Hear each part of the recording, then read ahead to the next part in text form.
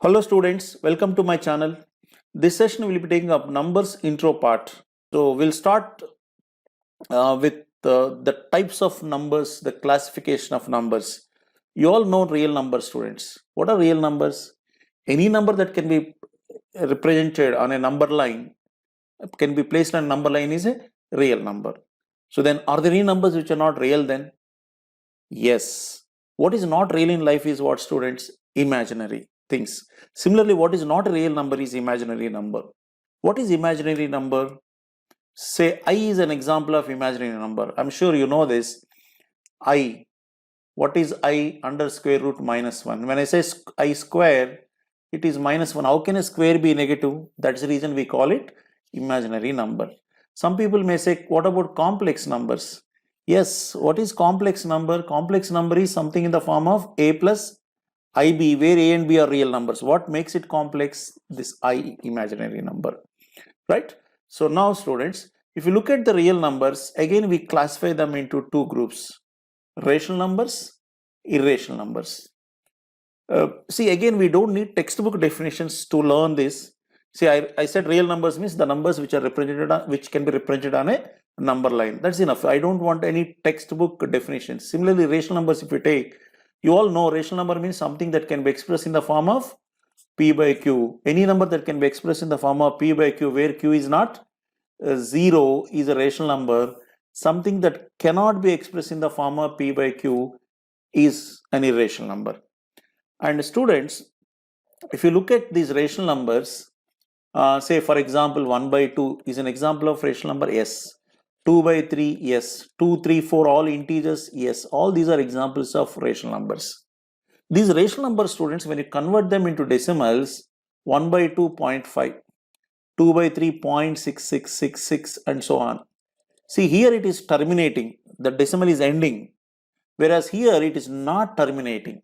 It is, but it is recurring. So a rational number will be either a terminating decimal, when you convert into decimal, will be either a terminating decimal or a recurring decimal. Or a recurring decimal.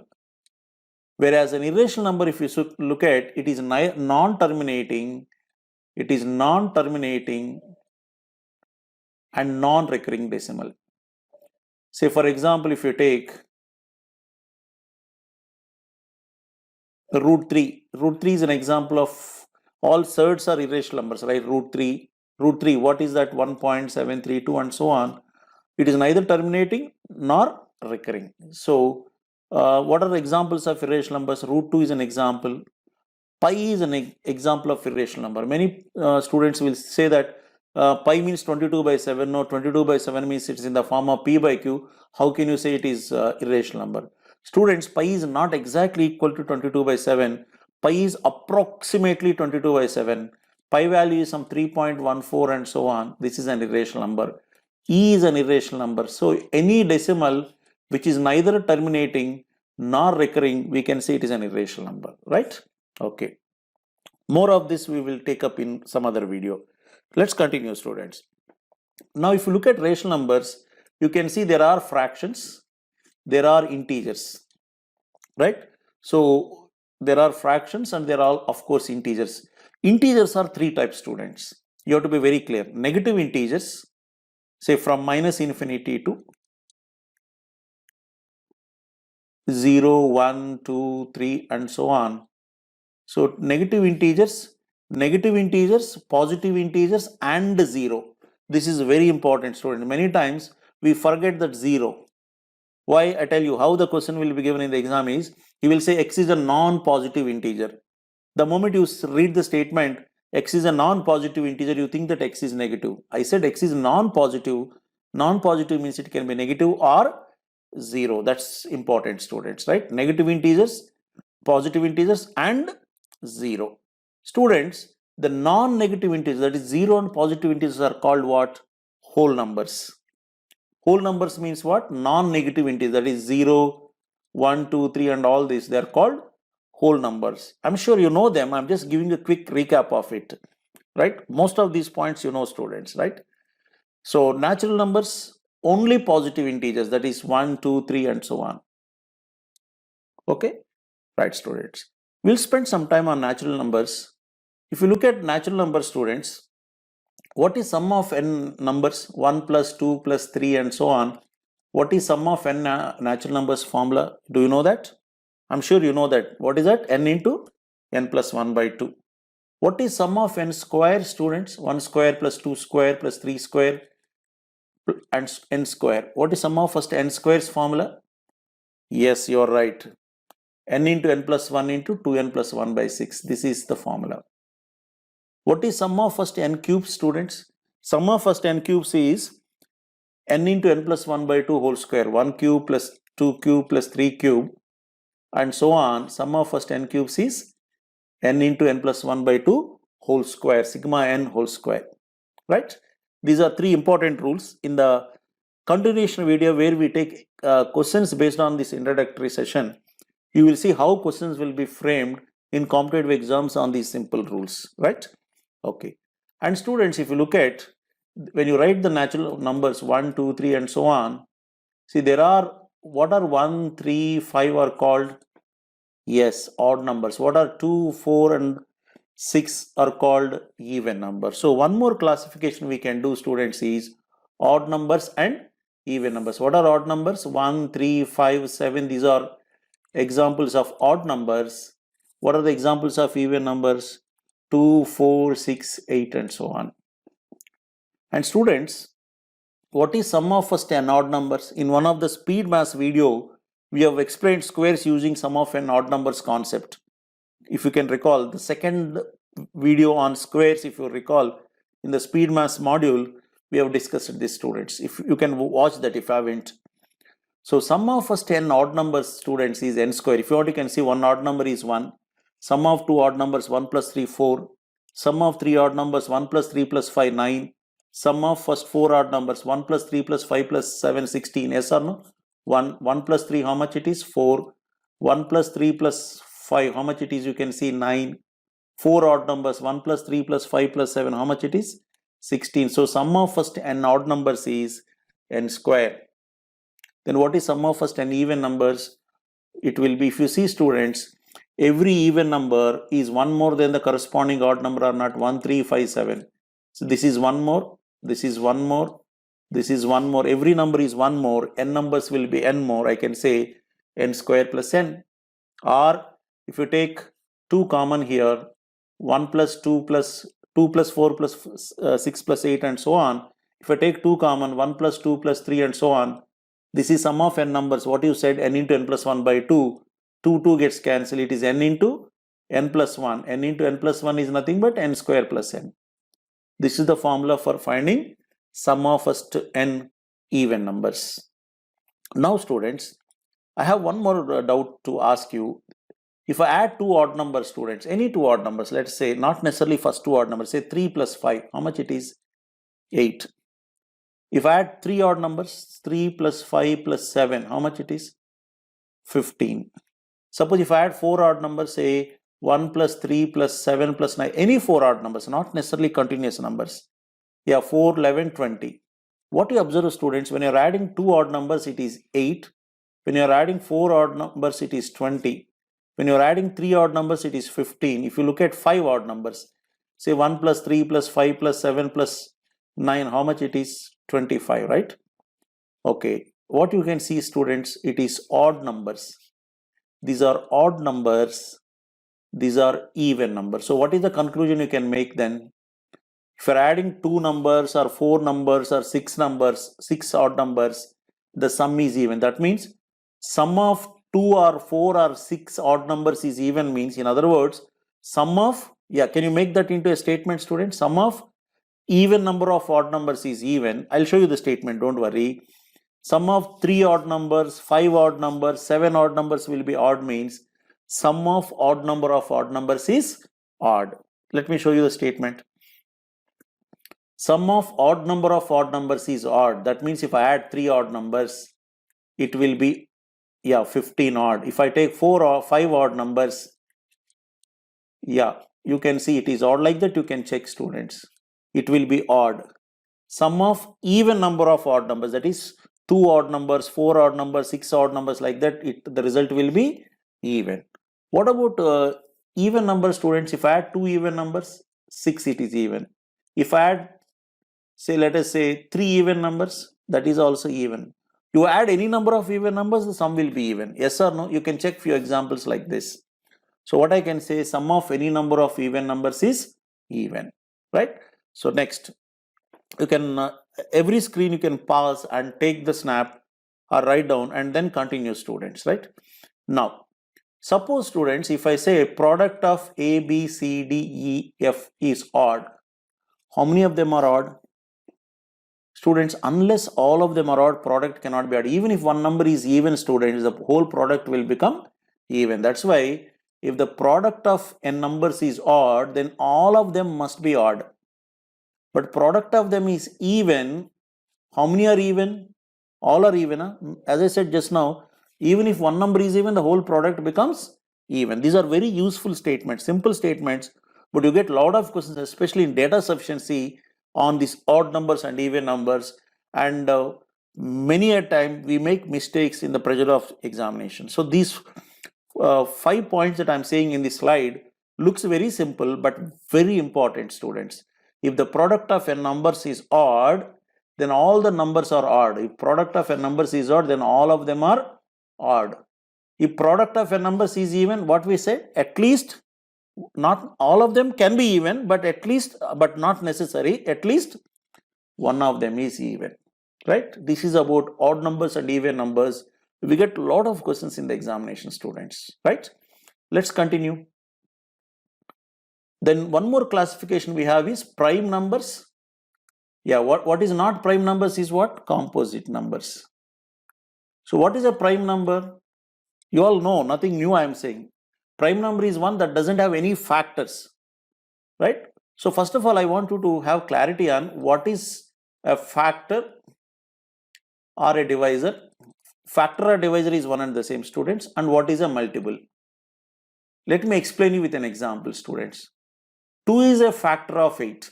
2 is a factor of 8. Or I can say 8 is a multiple of 2. I hope you have clarity on this point. What do you mean by that? 2 is a factor of 8 means 2 divides 8 completely. 8 is a multiple of 2 means 8 is 2 into something, or in other words, 8 is divisible by 2. So these are the two words, factor or divisor. Multiple are the two words we use more often than not in numbers sessions. So you should not have any confusion on this, students, right? Okay. When we go to LCM and SCF also, we'll be using multiples and factors there, right? Okay. So prime number has no factors except 1 and itself. Suppose, for example, 2 you take. Does it have any factors except 1 and itself 2? No. 3? No. 1 and 3. No other factors. 5? 1 and 5. That's it. 7? 1 and 7 only. No other factors. 9? No. 9 has 1 and 9, 3 and 3. So 9 is not a prime number. 11? Yes. 11 is a prime number. So a prime number has got exactly two factors. 1 and the number itself. It has no other factors. It is not divisible by any other number, right? So the first point is, students, a prime number has got exactly two factors, 1 and itself. Second point, see, among these prime numbers that I have written, 2, 3, 5, 7, 11 and all that, students, all prime numbers are odd except 2. 2 is the only even prime number. By the way, please remember, 1 is neither prime nor composite number. 1 doesn't belong to prime number. It is not composite number. I hope you know that, right? Okay. So 2 is the only even prime number. 2 is the only even prime number. Now one more thing, students. Except 2 and 3, 5 onwards, if you take 5 means I can write 6 into 1 minus 1. Yes or no? 6 into 1 minus 1 is 5. 7 means I can write 6 into 1 plus 1. What is the next prime number? 11 means I can write 6 into 2 minus 1. Next prime number 13, if I take, I can write 6 into 2 plus 1. So what I can say, students, any prime number other than 2 and 3, that is greater than 3, can be written in the form of 6 into some k minus 1 or 6 into k plus 1. That is the next point. Here, please remember, Please remember, I said any prime number can be written in the form of 6k plus 1 or 6k minus 1. I said, students, any prime number greater than 3 can be written like this. But not that every number that can be written like this is a prime number. Don't get confused, right? Say, for example, 25, I can write it as 6 into 4 plus 1. Is 25 a prime number? No. 25 has got only 1 and 25 as factors. It has got 5 also as a factor. So, it's not a prime number, right? So, please remember that, students. Any prime number greater than 3 can be expressed in the form of 6k plus 1 or 6k minus 1. But it's not opposite. It's not that every number that can be written in this form is a prime number. Don't get confused. Next, students. If you take first 100 numbers, 1 to 100, there are 25 prime numbers, students. If you want further breakup, 1 to 50, in the first 50 numbers, there are 15 prime numbers. 51 to 100, there are 10 more. This observation will be useful for you in few questions when you solve. You can save time instead of counting every time how many prime numbers are there, right? This is about prime numbers, students. Then there is one more term called co-primes. What are they? Co-primes does not mean they are prime, students. Let me give an example. Suppose if I take co-primes or relative primes, people also call it as relative prime. They are relatively prime. That does not mean they are two prime numbers, please. They can be prime numbers, but they need not be. Suppose if I take 8, 1 and 8, what are the factors, students? 1 and 8, 2 and 4. Any other number divides 8? Does 8 have got any other factors? No. 15, students, if I take 1 and 15, 3 and 5. Right? So, except 1, do they have any common factors? No. Such numbers are called co-primes or relative primes. Two prime numbers can be co-primes also, because suppose if I take 3 and 5, they don't have any factor except 1 and 3. It doesn't, 1 and 5 means 1 is the only common factor. Two prime numbers can be co-primes. Two composite numbers can also be co-primes, please. Right? So, the moment I say co-primes, don't think of only prime numbers. They can also be composite numbers. So, what is the statement? If two numbers have no common factor except 1, if they don't have any common factor except 1, the two are said to be co-primes or relative primes. One interesting observation, students, any two consecutive numbers, you take 8 and 9, do they have any common factor you can check? Or you check 9 and 10? No. Any two consecutive numbers are always co-prime. There was a question based on this statement in one of the exams. How we will discuss in one of the practice questions video. Two consecutive numbers are always co-prime to each other, right?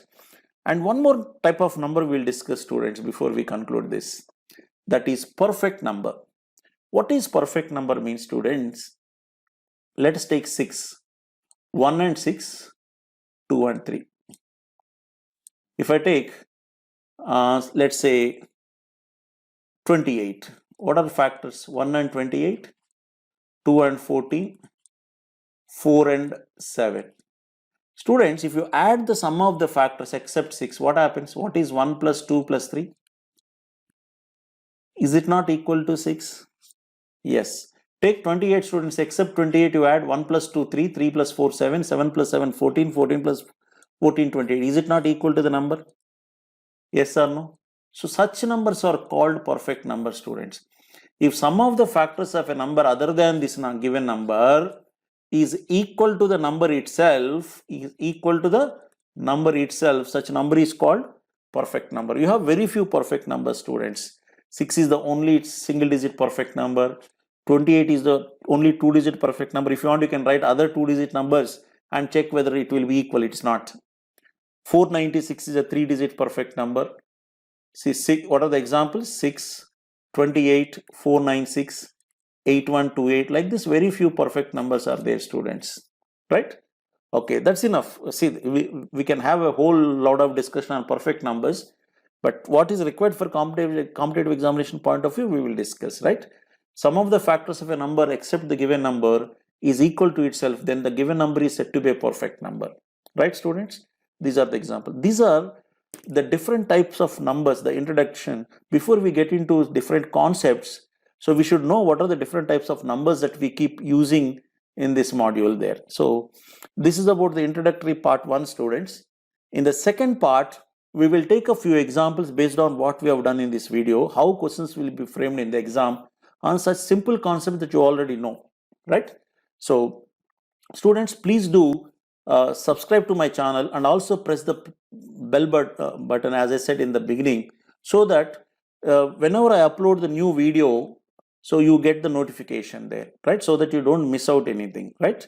So we'll meet it in the continuation video, students. In the meantime, if you have any queries, you can always mail me at sr.gorantla1@gmail.com. You can also reach me at Facebook, Instagram, Twitter, and LinkedIn at sr gorantla. Thank you.